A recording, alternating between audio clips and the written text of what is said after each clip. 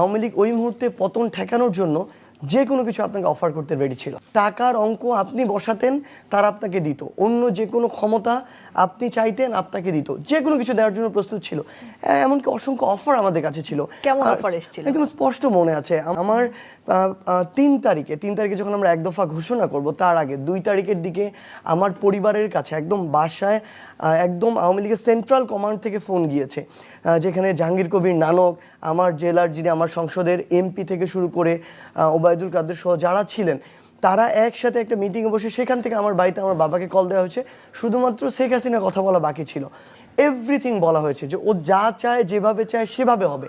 টাকা কোনো ইস্যু না, ক্ষমতা কোনো ইস্যু না, একটা আসন কোনো ইস্যু না, দেশের বাইরে যা চায় এনিথিং সব কিছু ম্যানেজ করা হবে।